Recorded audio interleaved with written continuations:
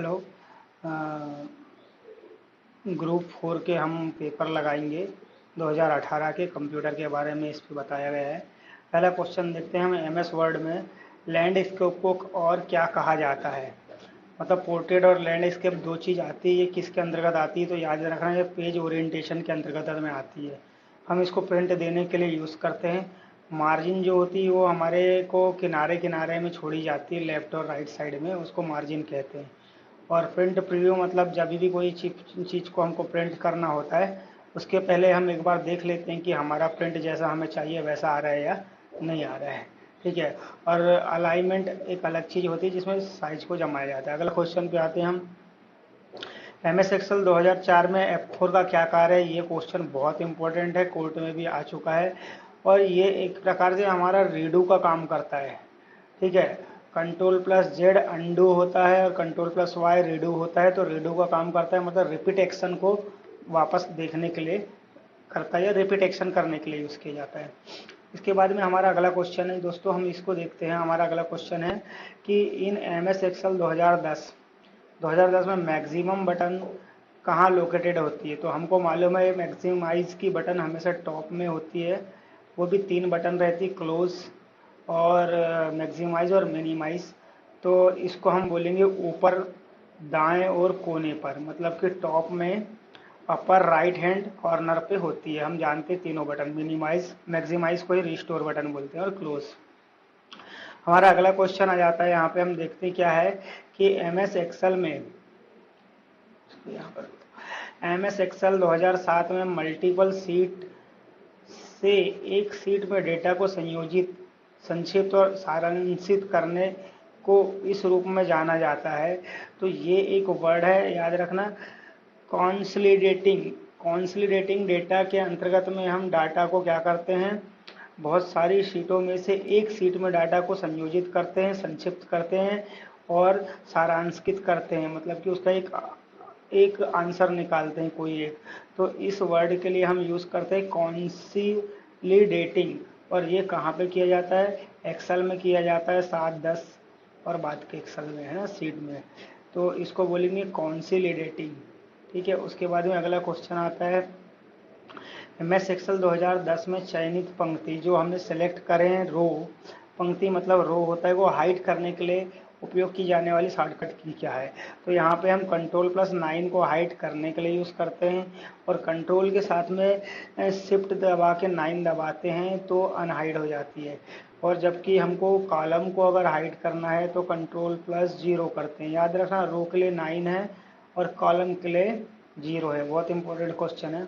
अगला क्वेश्चन है, MS Excel 2010 में फॉर्मेट पेंटर बनाने, ये फॉर्मेट पेंटर बटन को निम्न में पाया जा सकता है।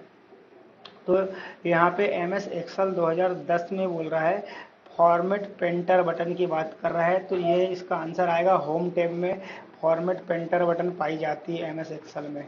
ठीक है। उसके बाद में अगला क्वेश्चन है, एमएस एक्सेल 2010 में इंसर्ट टैब को विभिन्न प्रकार के खालिस्तान सहित एक समूह में निहित होता है।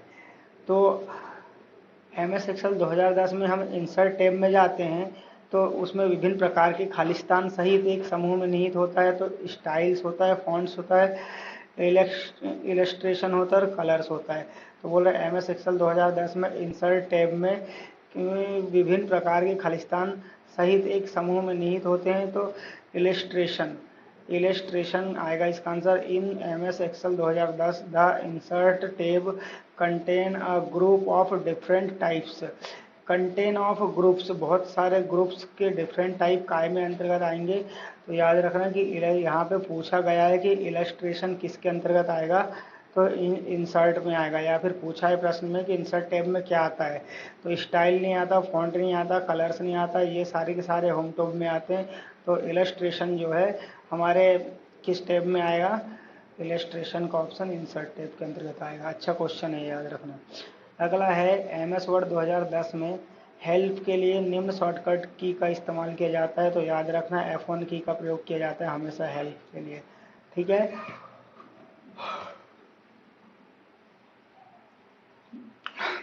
एमएस वर्ड 2007 में आपको बुलेट्स और नंबरिंग आइकन कहाँ मिलते हैं? तो ये भी हमारे को होम टैब के अंतर्गत मिल जाते हैं, बुलेट्स और नंबरिंग आइटम।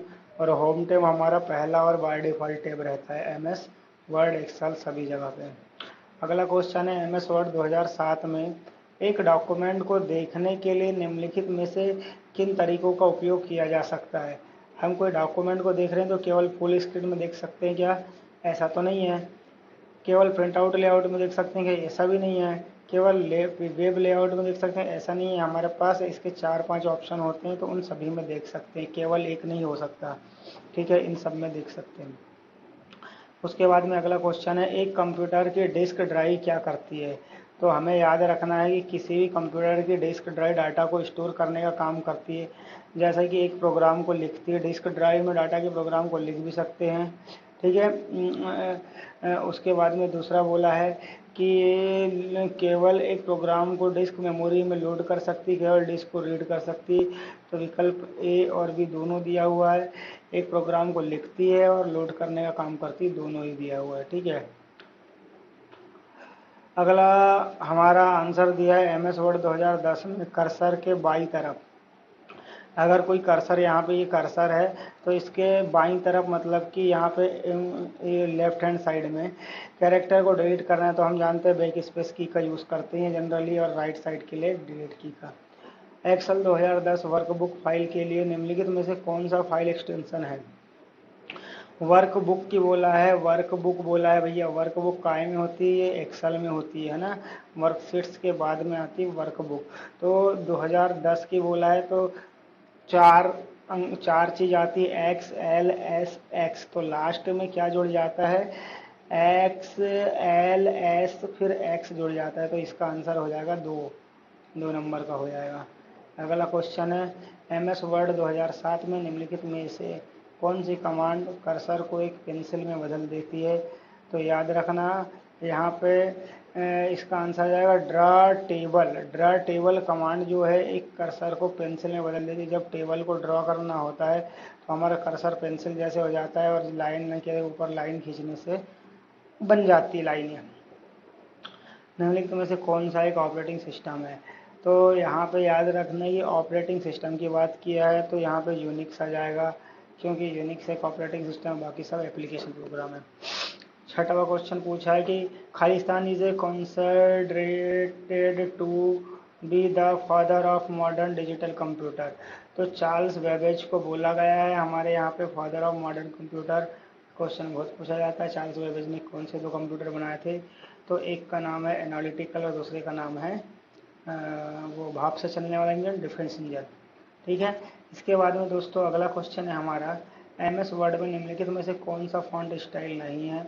इटैलिक होता है, ठीक है, बोल्ड भी होता है, रेगुलर भी होता है, लेकिन ये आउटलाइन नाम का कोई फॉन्ट स्टाइल होता नहीं है। ठीक है, तो ये याद रखना है हमको। तो इस तरह से हमारे कंप्यूटर के 17 क्वेश्चन खत्म होते हैं। ये ग्रुप 4 का पेपर था। थैंक यू दोस्तों, धन्यवाद। आपको अच्छा लगा हो तो इसको लाइक ज़रूर कर दीजिए।